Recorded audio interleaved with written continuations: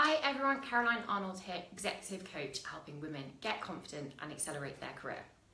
So today I want to talk to you about how to have a CV that will stand out and get you an interview. I used to be a recruiter in HR for large corporates and I used to get hundreds of CVs. I think the most I ever had for one job was 400 CVs. So I know it can be really frustrating when you spend possibly hours updating your CV and then the recruiter only spends a few seconds. But when you get hundreds of CVs, unfortunately, that's what you have to do. So we want to get your CV getting you to the interview. So tip number one is edit, edit, edit. I can't say this enough.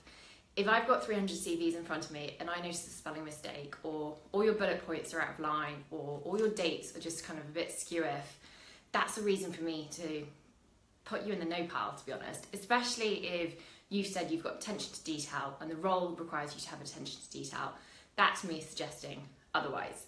So check for spelling, check for grammar, make sure all your bullet points or your numbers are all correct and all your dates are correct.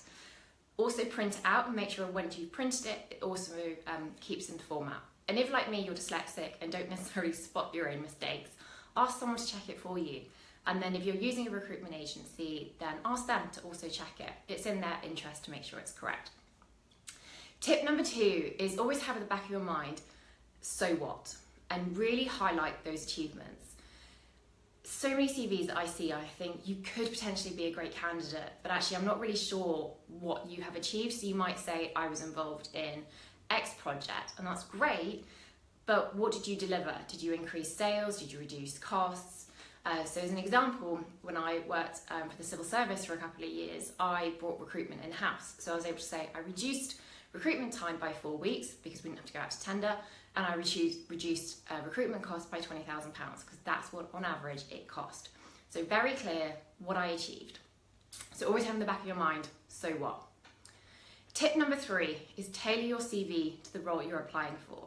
And this does not have to take forever, but print off the job description, print out your CV, and just make sure you have some of those keywords in your CV, especially if you're using jobs boards and LinkedIn, which if you're not, I recommend you do. So for example, if the job description has, they want someone who collaborates, team player, communication, integrity, whatever those keywords are, make sure you have them in your CV. You want to be found on those job boards and you want the recruiters to go tick, tick, tick, let's invite you to interview. So I hope those three tips were really helpful. This week we're kind of focusing on recruitment and getting you a new job. So until tomorrow, have a great day. Bye.